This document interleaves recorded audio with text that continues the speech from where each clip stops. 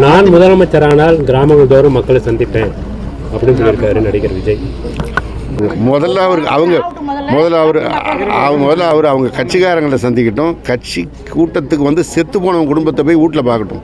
அதாவது இது இங்கே மாத்திரம் இல்லை, உலக நாடுகள், அமெரிக்காவிலையும் இருக்குது, இங்கிலாந்துலேயும் இருக்குது. நீங்கள் வளர்ந்த நாடுகள் என்று நினைக்கிற நாடுகளிலும் இது போன்ற திட்டங்கள் இருக்குது. இது வந்து சோம்பேறி ஆக்கிற திட்டம் இல்லை.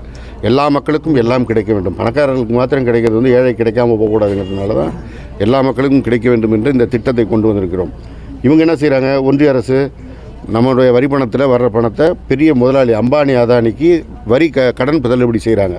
அவனுக்கு 20 லட்சம் கோடி 30 லட்சம் கோடி கடன் தள்ளுபடி செய்கிறாங்க.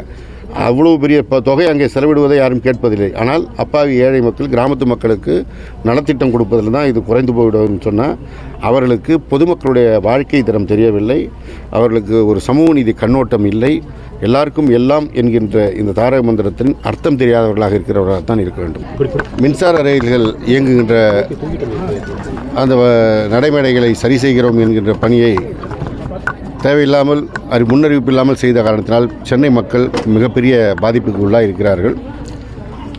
இதுபோன்ற பணிகள் நடைபெற்றால் முன்கூட்டியே மாநகர போக்குவரத்து கழகத்திற்கு அறிவிப்பு கொடுத்து பணியாற்ற வேண்டும் என்பது நடைமுறை. நாமே தீபாவளி பொங்கல் போது சிறப்பு பேருந்துகள் இயக்குகின்ற போது தனிப்பட்ட போக்குவரத்துறை மாத்திரம் அந்த பணியை செய்வதில்லை. மற்ற துறை அலுவலர்கள், காவல்துறையிலிருந்து, நெடுஞ்சாலைத்துறையிலிருந்து, மாநகராட்சி துறையிலிருந்து, என்ன சொல்ல போனால் மத்திய அரசிற்கு, ஒன்றிய அரசிற்கு சொந்தமான நெடுஞ்சாலைத்துறை அலுவலர்களையும் கூட்டு வைத்து அழைத்து அவர்களுடைய கருத்தை கேட்டு தேவையான நடவடிக்கை எடுப்பதற்கு ஒரு ஆலோசனை கூட்டமாகத்தான் நடைபெறும்.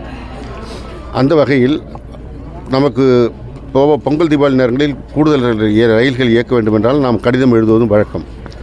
அதே போல் இப்பொழுது தென்னக ரயில்வே இந்த பணிகளை மேற்கொள்ளும்போது தமிழ்நாடு அரசுக்கோ மாநகர போக்குவரத்து கழகத்திற்கோ எந்த முன்னறிவிப்பும் செய்யாத காரணத்தினால், அதே போல் பொதுமக்களுக்கும் முறையான அறிவிப்பு செய்யாத காரணத்தினால் அந்த ரயிலை எதிர்பார்த்து சென்றவர்கள் அங்கே பெரும் அவதிக்கு ஆளாகியிருக்கிறார்கள்.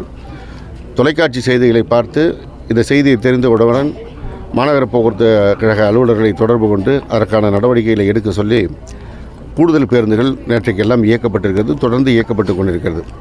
அதே போல் மாண்புமிகு தமிழ்நாடு முதலமைச்சர் அவர்களும் இந்த செய்தியை பார்த்தவுடன் எங்களை அழைத்து பொதுமக்களுக்கு தேவையான பேருந்து வசதிகளை சென்னையில் உடனடியாக செய்து தருவதற்கு உத்தரவிட்டதோடு இல்லாமல் தொடர்ந்து கண்காணித்து வருகிறார்கள். தொடர்ந்து எங்களுக்கு அறிவுரை வழங்கி வருகிறார்கள்.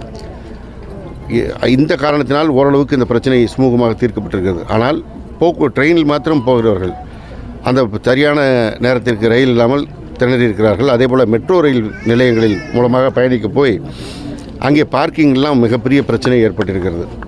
எனவே பொதுமக்கள் பலவிதத்தில் பாதிக்கப்பட்டிருக்கிறார்கள். ஒன்றிய ரயில்வே துறையை பொறுத்தவரை மோடி தலைமையிலான அரசாங்கம் அமைந்த பிறகு தமிழ்நாட்டிற்கு எல்லா விதத்திலும் புறக்கணிப்பது போல இந்த நடைமுறையிலும் பொதுமக்களுக்கு வஞ்சிக்கின்ற வகையிலே, பாதிப்பு ஏற்படுகின்ற வகையிலே செயல்பட்டிருக்கிறார்கள்.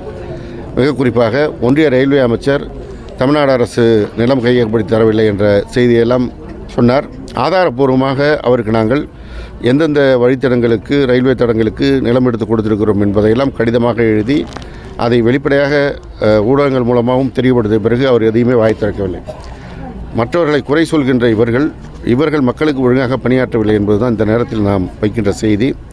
எனவே மாநகர போக்குவரத்து கழகத்தை பொறுத்தவரை அவர்களுக்கு அதற்கு பிறகு நீங்கள் எப்பொழுது இந்த பணியெல்லாம் முடிப்பீர்கள், எதுவரை இந்த பிரச்சனையை நீடிக்கும் என்கின்ற மின்னஞ்சலையும் அனுப்பி பதில் பெற்றிருக்கின்றோம். அந்த அடிப்படையில் சென்னை மாநகரத்திலே போக்குவரத்து வசதி மக்களுக்கு பாதிப்பு இல்லாத வகையில் பேருந்து வசதிகள் செய்யப்பட்டு கொண்டிருக்கிறது.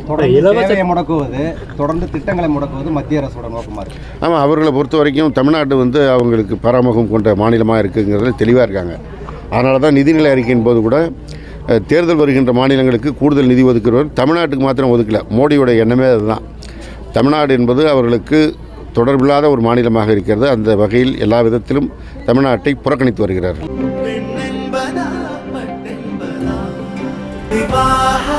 மணப்பெண்ணின் பிரத்யேகமான திருமணம் விவாஹா தி சென்னை சில்க்ஸ்.